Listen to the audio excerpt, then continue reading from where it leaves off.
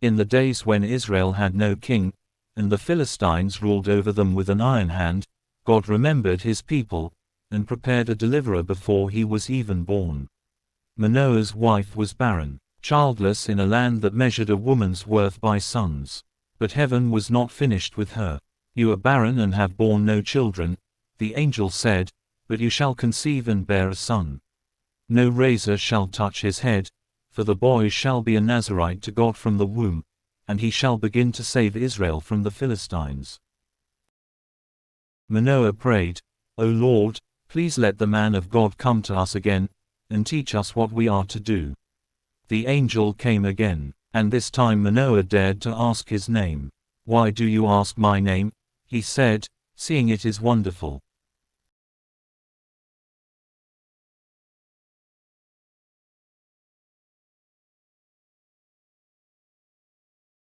As the flame went up toward heaven from the altar, the angel of the Lord ascended in the flame of the altar. And Manoah and his wife fell on their faces to the ground. Months later, a newborn infant was born. The woman bore a son and called his name Samson. And the boy grew, and the Lord blessed him.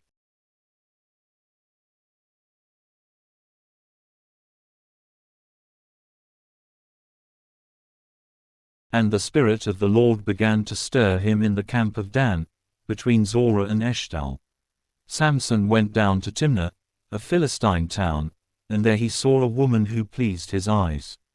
He returned and told his father and mother, I have seen a woman in Timnah. Now get her for me as my wife. His parents objected, Is there not a woman among your own people? Must you take a wife from the uncircumcised Philistines? But Samson did not know this was of the Lord, who sought an occasion against the Philistines. So Samson went down to Timnah with his father and mother, and as they came to the vineyards, a young lion came roaring toward him.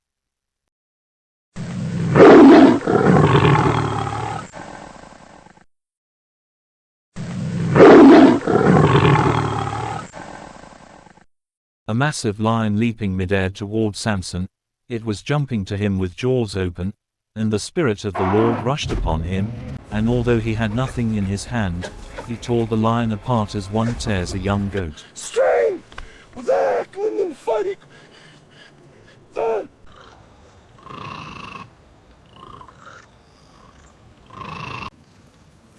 He told neither his father nor his mother what he had done. Some days later, he returned to marry her the lady she had seen, and he turned aside to see the carcass of the lion. And behold, a swarm of bees was in the body of the lion, and honey. He scraped it out into his hands and ate as he went. He gave some to his parents, but he did not tell them it came from the body of the lion.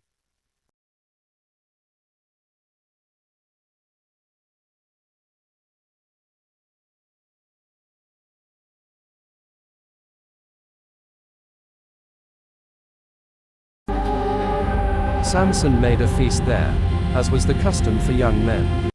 And when the Philistines saw him, they brought 30 companions to be with him. Samson said to them, Let me now put a riddle to you. If you can tell me its answer within the 7 days of the feast, I will give you 30 linen garments and 30 changes of clothes. Out of the eater came something to eat. Out of the strong came something sweet. Philistine men muttering among themselves in shadowed tents, frustrated they couldn't know the riddle. 3 days passed, and they could not solve it. Frustration turned to anger. The 30 men cornering Samson's new bride in a dim tent, faces threatening in torchlight, one man gripping her wrist, her eyes wide with fear. They said to Samson's wife, Entice your husband to tell us the riddle, or we will burn you and your father's house hate with me. You do not love me. You have put a riddle and have not told me the answer. Samson finally whispering the answer into his wife's ear in a private moment. On the 7th day, worn down by her weeping, he told her the answer, and she told the sons of her people, the Philistines. Before the sun went down, the men of the city said to him, What is sweeter than honey? What is stronger than a lion? And Samson said to them, If you had not plowed with my heifer, you would not have found out my riddle.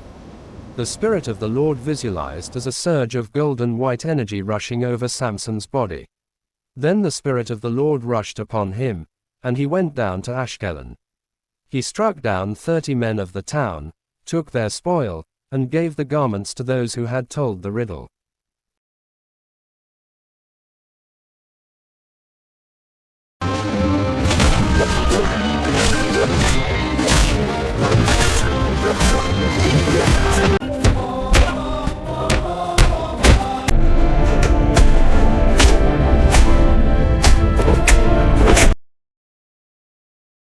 Burning with anger, he went back up to his father's house. During that period Samson's wife was given to his companion, who had been his best man. After some days, at the time of wheat harvest, Samson went to visit his wife with a young goat. Samson, standing at the threshold of his father-in-law's house, holding a young goat, warm anticipation on his face. Samson said, "I will go into my wife in the chamber." But her father would not allow him to go in. "I really thought that you utterly hated her," her father said, "so I gave her to your companion. Is not her younger sister more beautiful than she? Please take her instead." Samson's face transforming from confusion to cold fury, the goat dropped forgotten at his feet. Samson said to them, "This time I shall be blameless in regard to the Philistines, when I do them harm." Vengeance was no longer a feeling. It was about to become a plan, one that would set an entire nation's harvest ablaze. Samson in the wilderness at night, hunting foxes with nets and rope traps under torchlight, so Samson went and caught 300 foxes and took torches. Samson skillfully tied 2 foxes tail to tail with rope. He turned them tail to tail and put a torch between each pair of tails. 150 pairs. 150 torches. All waiting in the dark for the spark that would set the Philistine harvest on fire. When he had set fire to the torches, he let the foxes go into the standing grain of the Philistines. When he had set fire to the torches, he let the foxes go into the standing grain of the Philistines. Dozens of paired foxes bolting in panicked zigzag patterns across a moonlit wheat field, torches trailing streaks of fire behind them like comets, dust and fire sparks. And the foxes ran, wild with fear, weaving fire through field after field. He burned up the shocks and the standing grain, as well as the olive orchards. Fire rivers cutting through the darkness, distant Philistine village silhouetted against the blaze, scale and devastation, field after field. Vineyard after vineyard, grove after grove. In a single night, the breadbasket of the Philistines turned to ash. Chaos and firelight. By morning, the Philistines stood amid smoldering ruin, demanding to know who had done this, and why. "Who has done this?" they asked, and the answer came back, "Samson, the son-in-law of the Timnite, because his wife was given to his companion." Philistine soldiers marched in formation toward Timnah. The Philistines came up and burned her and her father with fire. The very fear that drove her to betray him had come to pass in the cruelest way. The fire that began in a fox-lit field now consumed her and her father's house.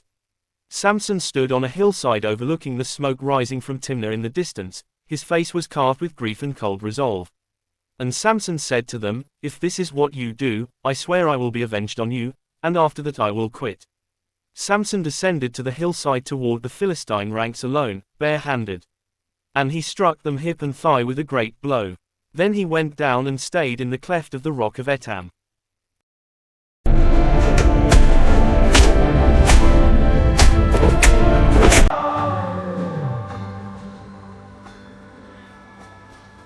How could I have been so blind? He had asked only for a wife. He was given betrayal, fire, and grief. Samson's strength could break lions and armies, but it could not undo what had already been lost. This was only the beginning. The man set apart before birth, gifted with strength beyond nature, was learning that his calling would be carved out of both triumph and tragedy. His story, and Israel's deliverance, was far from over. Samson entered Gaza. Though surrounded by his enemies, he walked without fear. Samson entered Gaza. Though surrounded by his enemies, he walked without fear.